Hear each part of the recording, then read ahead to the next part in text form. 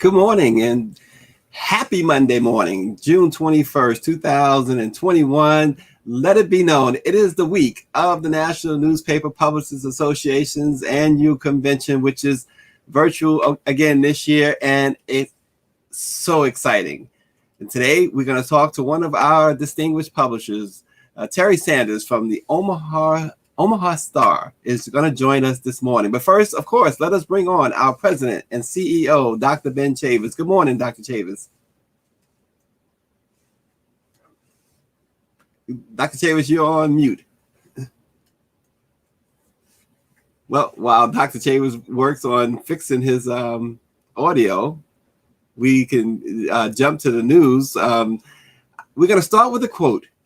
It says, "We've always known that we are a resilient people, but the pandemic forced a lot of us to take a deep breath because it was new. A lot of us were print publications, but we had to change the game. We took a deep breath and started doing what we do. Some of us were already making digital strides, but it was gradual. The pandemic forced us to step it up, and we had a lot of help from the NNPA office, and the publishers helped each other." Those are the words from Karen Carter Richards, the NNPA's chair and the publisher of the Houston Forward Times, who has led the Black press of America to perhaps its most successful time period over the past 2 years, and that despite the pandemic, perhaps the most successful time in the Black press's distinguished history.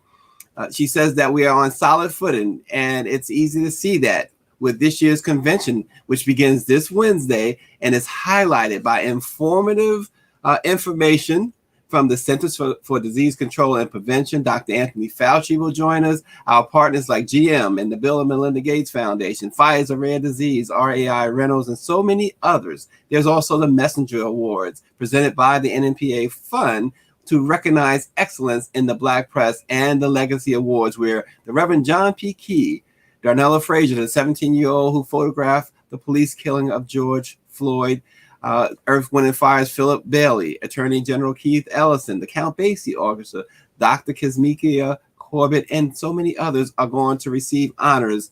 And of course, a mini concert by the legendary Shaka Khan. She'll also join us and receive a Legacy Award from the National Newspaper Publishers Association. So we got some really great things coming up this week, and we encourage all to register at www.virtualnnpa2021.com. It's free to register. Dr. Chavis, you're back with us. Yes, thank you. Sorry for the technical difficulty. On behalf of the National Newspaper Publishers, thank you, Stacy, for giving the rundown.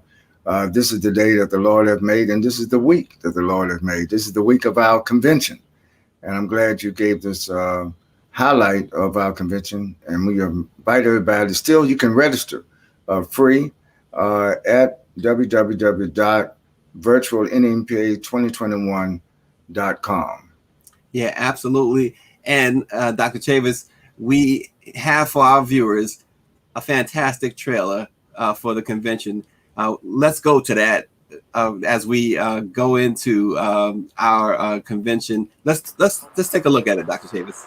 Government officials insist that this is an isolated incident. Welcome back to the National Newspaper Publishers Association. Absolutely. Welcome, Attorney Crump. Hey, thank you so much for having me, Stacy, and to my mentor, Dr. Ben Chavis, so many times. He has not only provided us an avenue to get the message to our communities on cases that mainstream media won't cover, talking about Black lives that matter. Hello, I'm Isaiah Thomas, and I want to salute President and CEO Ben Chavis, Senior National Correspondent Stacy Brown, and the entire NNPA executive team of Karen Carter Richards on the 194th anniversary of the Black Press of America. Hi, this is Congressman Cedric Richmond, Senior Advisor to President Biden and Director of the White House Office of Public Engagement, wishing NNPA a happy 81st anniversary and the Black Press of America a happy 194th anniversary. Oh, the Black press of America is absolutely critical in so many ways, but particularly for what you and I are talking about today. As Speaker of the House, it is my honor to bring congratulations to the Black press of America.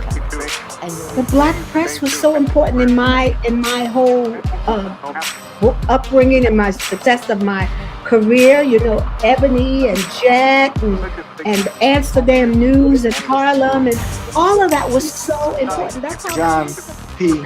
Key. Yeah, I grew up reading the Carolina Times, so the Black press was so important to us as a family. Gather as one prayer for the preservation of the living and soul of the dead. May God have mercy on us all.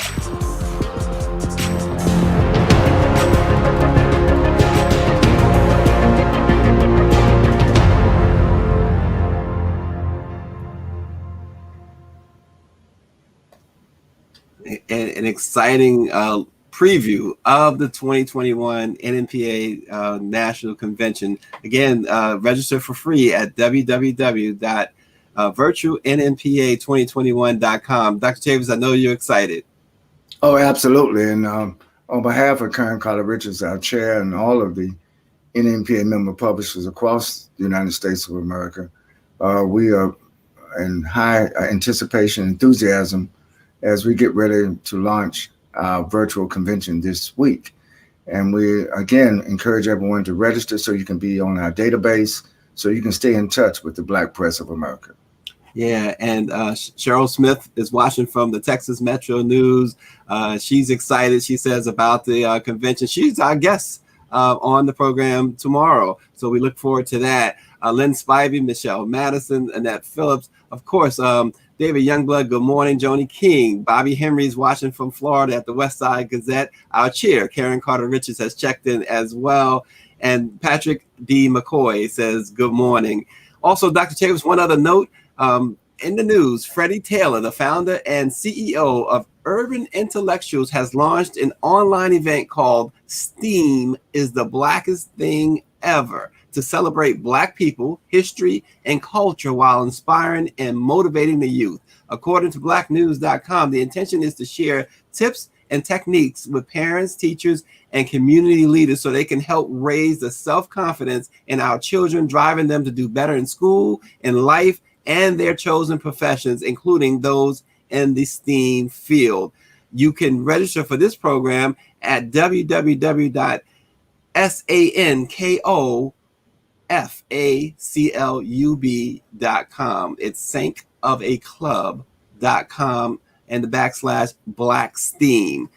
So it's another good program. It's a 3-day online event that will help raise the self-confidence in our children when it comes to the STEAM fields. And Dr. Chavis, you've talked a lot about the STEM and STEAM fields and the importance of it. So I know that that's something that is always at the forefront of your discussions. Well, absolutely. The Black press, we encourage our young people to go into science, technology, engineering, and mathematics, but also agriculture and the field of the arts. So it's from STEM to STEAM. The important thing is education is the key to our liberation. And the Black press has been a strong supporter of HBCUs, the Black church, all of our institutions that serve improving the quality of life. But the best way to improve one's quality of life is to get a good education. Absolutely. And Dr. Chavis, as we noted, Cheryl Smith and Bobby Henry, our chair, they're all watching our fantastic publishers. Well, you know who else is excited about the 2021 convention? It is our next guest from the Omaha Star, Terri Sanders. Good morning, Terri Sanders. Good morning. Good morning. Good morning, Sister Terri, and thank you for your leadership of the Omaha Star. Just for all of our viewers, the Omaha Star was at the founding of the NNPA in 1940. The Omaha Star has been one of our legendary African-American-owned newspapers in the center of the United States, Omaha, Nebraska. Yes, so, there are Black people in Omaha, Nebraska. Absolutely. Well, welcome, Terri Sanders. And you know what? First and foremost, fill us in on what's the latest from Omaha. You guys do such a great job out there covering not just locally, but it seems like you do a great job throughout that state of Nebraska. So tell us what's the latest. The latest is here in Omaha, we just finished with the Juneteenth celebration. And coming up for us locally is what we call Native Omaha Days, which is a biennial celebration that happens where everyone returns home to Omaha. And obviously that happens in our community, and we are very proud about that. The Omaha Star has been around since 1938. As Dr. Chavis mentioned, Mrs. Mildred Brown, who was our founder, was at the table when NNPA was established. And we are very proud, and I am personally excited to continue the legacy of Mrs. Mildred D. Brown.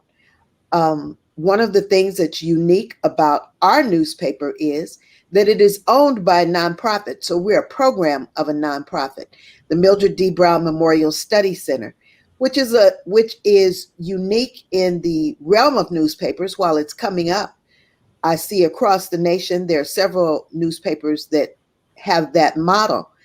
But I'm just excited to be here. I'm looking forward to the convention this week, and just pleased as punch that you have me as a guest this morning.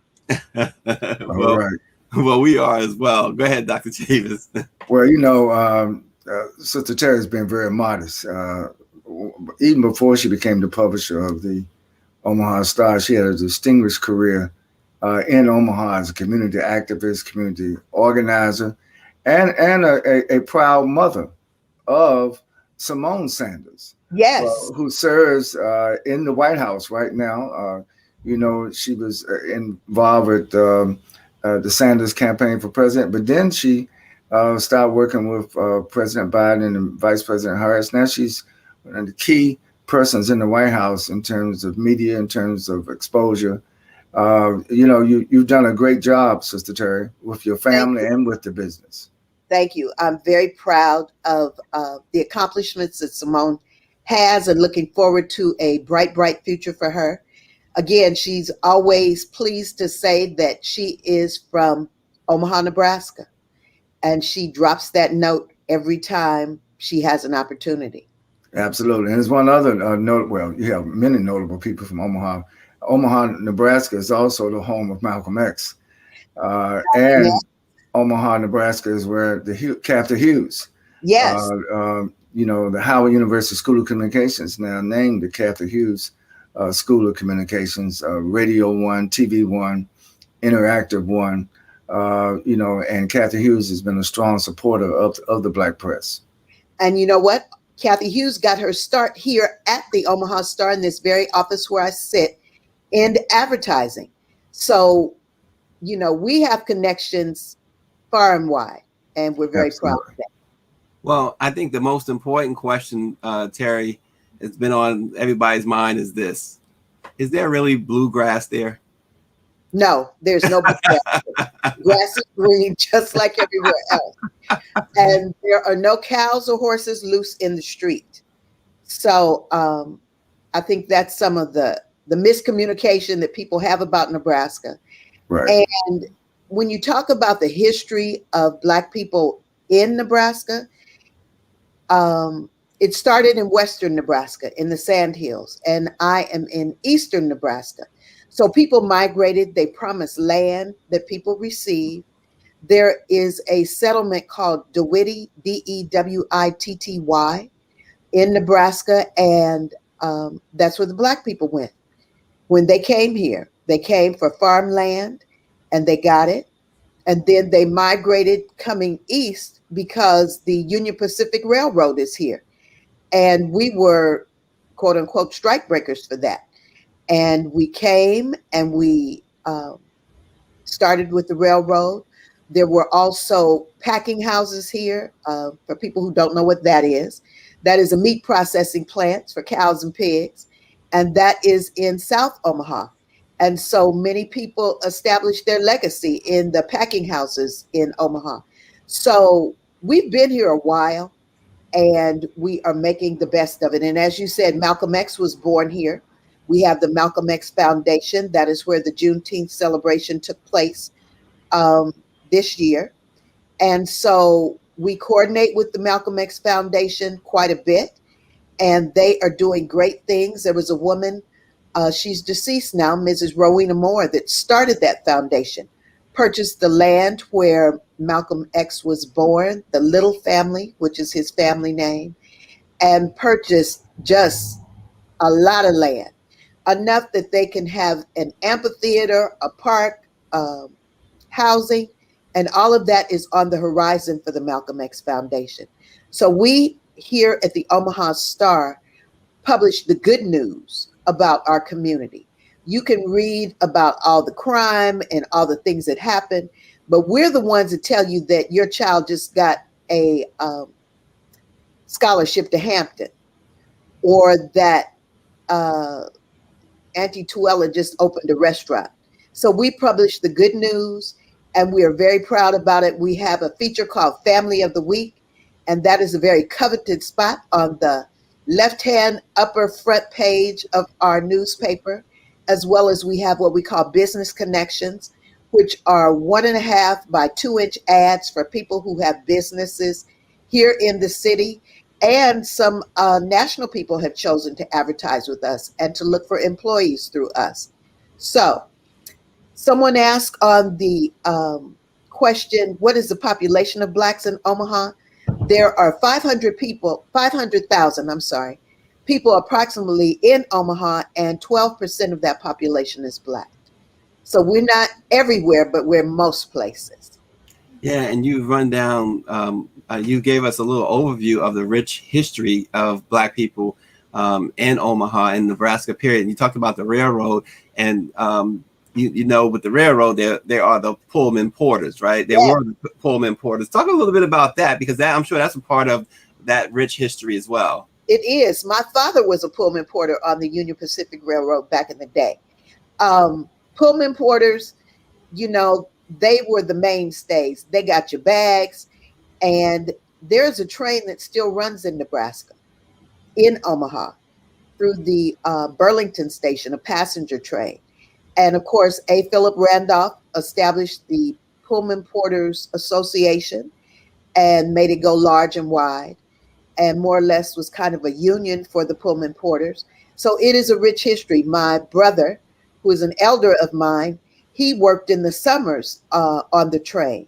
So a lot of people have come through Omaha by train. And someone asked, Mr. Youngblood, you got all the questions. He always does. We love David. Opportunities here. We have the Creighton University, of which I am a graduate, and my daughter, Simone, is a graduate of Creighton University. We have the University of Nebraska at Omaha. We have Metropolitan Community College, and we have Bellevue College here. So there are a lot of educational opportunities, and I know how important education is to the NNPA. There are job opportunities. I mentioned the Union Pacific Railroad. There is ConAgra Foods. We have a great Chamber of Commerce that does an awesome job of promoting what is going on in Omaha and the opportunities.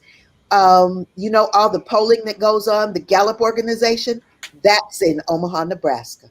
How about that? And Terri, we talked at the beginning about some comments that our chair, Karen Carter Richards, made about the Black press. And tell us from the Omaha Star's perspective. I mean, there's a rich history with the Omaha Star. You guys have been able to like Karen says in her comments, you know, like all of the members of the Black press, have been able to overcome a lot and to be able to withstand this pandemic. But take us back, if you will, when you took over the paper. What was the outlook then, and what's the outlook now? You know, when I took over the paper in February of 2020, the Study Center owned the paper since April 2019. And it was decided in a board meeting, of which I'm on the Mildred Brown board, that we need to change a few directions. And so they said, you're the journalism grad, you could publish the paper. And I said, but I already have a job. And they said, oh, it'll only take you 10 hours a week, live from the pit. It takes way more than 10 hours to publish a paper. And we are a bi-weekly paper. Hopefully we started as a weekly paper. The leadership decided to make it bi-weekly a few years ago.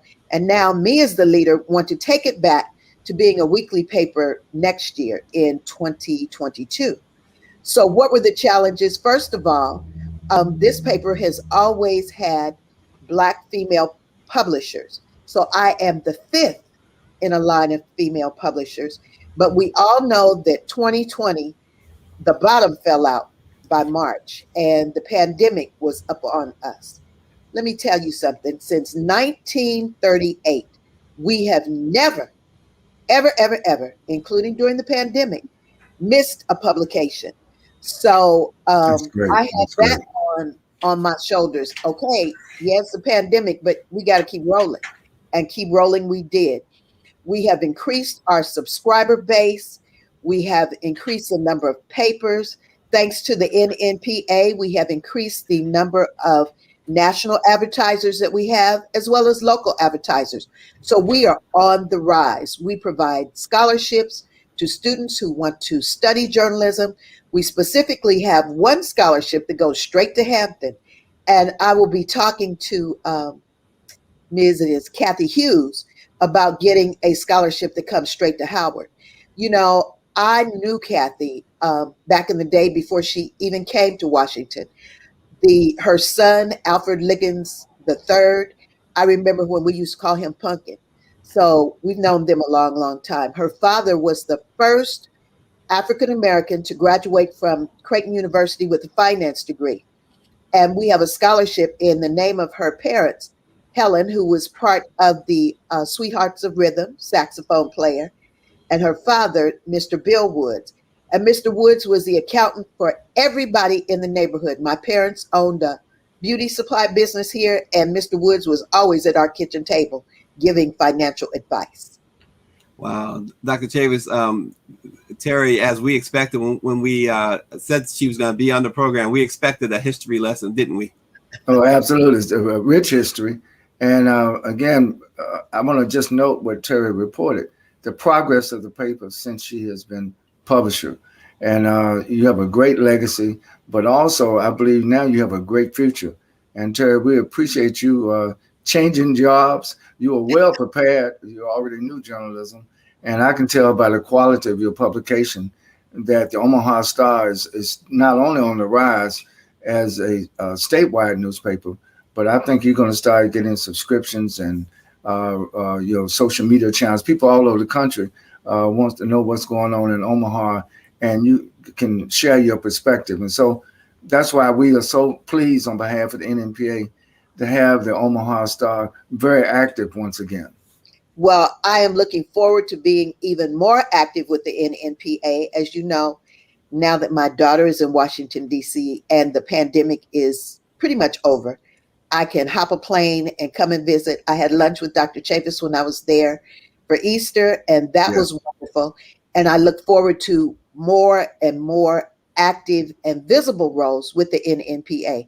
I want to answer a question that Mr. Henry had.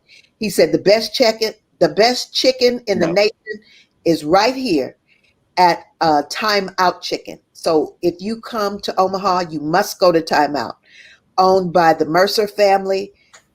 It's to die for. When Simone comes home to visit, she goes to Time Out before she comes to see me. Isn't that something? Yes. Well, Terri, so we have the convention this week. Obviously, it's virtual. We are all looking forward to when we get back in person. And I know Dr. Chavis and his crew, the executive team, and Karen Carter Richards, they're working hard to make that happen too. But what are you looking forward to most, Terri, when it comes to our convention? I am looking forward to the speakers. I'm looking forward to learn more about NNPA and to insert myself somewhere once I know a little bit more about it. I just think that it is important, even though things are virtual, and just about all of the national conventions this year are virtual. I'm a member of the Links Incorporated. Our conference is virtual this year. There are some people that have chosen to go back in person. But let me just give you a statistic for what I know about Douglas County, which is Omaha, Nebraska. There are 3 out of 4 people in this county who are African American have not been vaccinated, which is a scary thought. I think that we need to look at that closer. Of course, I always talk about COVID in my publisher's pen, which is in the newspaper, but that is serious. You know, we compare that to the Tuskegee experiment, not. But what you do need to know is that if you don't get a vaccination, you could die. Now, with the vaccination, you might get sick, but death is almost inevitable. And with all these new strains coming out, and, you know, people are feeling free and foxy to go to other countries, where I understand in England, now that there is a Delta strain, and I'm a proud Delta, but we're not part of that. There is a Delta strain of the coronavirus. So we have got to be careful, and we have got to, when we go to the family reunion, we need to ask who's been vaccinated, who has not.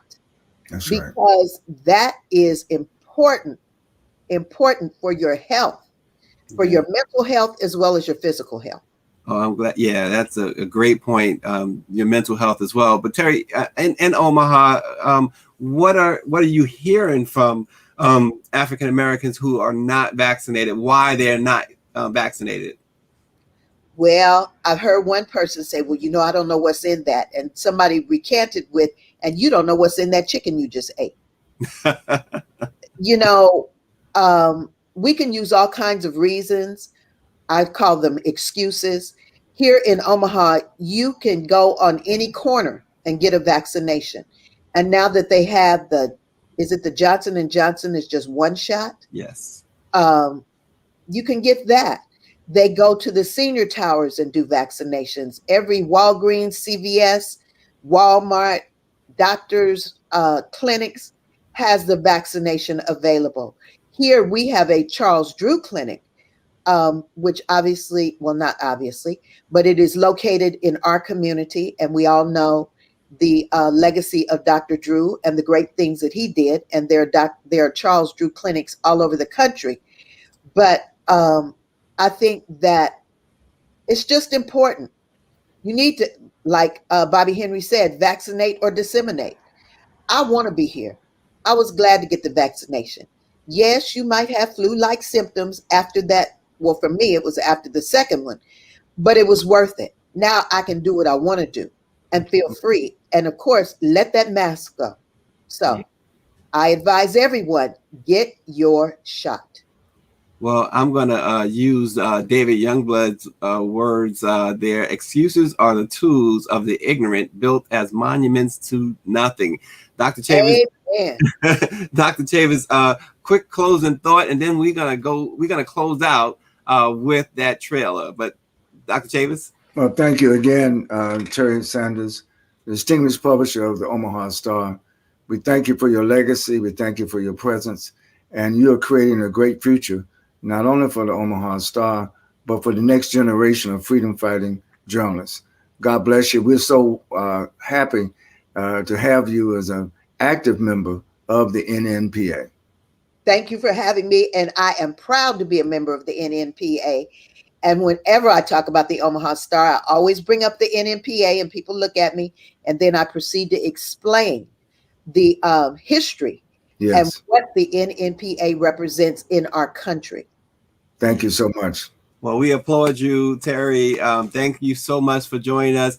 And thank you all for watching. Tomorrow, we will have another one of our distinguished publishers, Cheryl Smith of the Texas Metro News and iMessenger Media. And I'm looking forward to all week as Dr. Chavis on Wednesday to kick off our national convention right here on Let It Be Known. We're going to have the chair herself, Karen Carter Richards. And then on Thursday, Bobby Henry is going to join us from the West Side Gazette. And then on Friday, Clovis Campbell from the Arizona Informant. So great week with great publishers.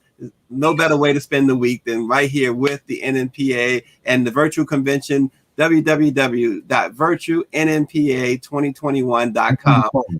Take us home, Norman Rich. Government officials insist that this is an isolated incident. Welcome back to the National Newspaper Publishers Association. Absolutely. Welcome, Attorney Crump. Hey, thank you so much for having me, Stacy, and to my mentor, Dr. Ben Chavis, so many times. He has not only provided us an avenue to get the message to our communities on cases that mainstream media won't cover, talking about Black lives that matter. Hello, I'm Isaiah Thomas, and I want to salute President and CEO Ben Chavis, Senior National Correspondent Stacy Brown, and the entire NNPA executive team of Karen Carter Richards on the 194th anniversary of the Black Press of America.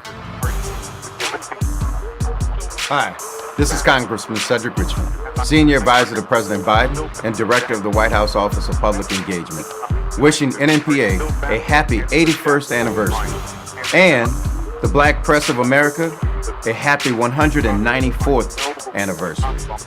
Oh, the Black Press of America is absolutely critical in so many ways, but particularly for what you and I are talking about today.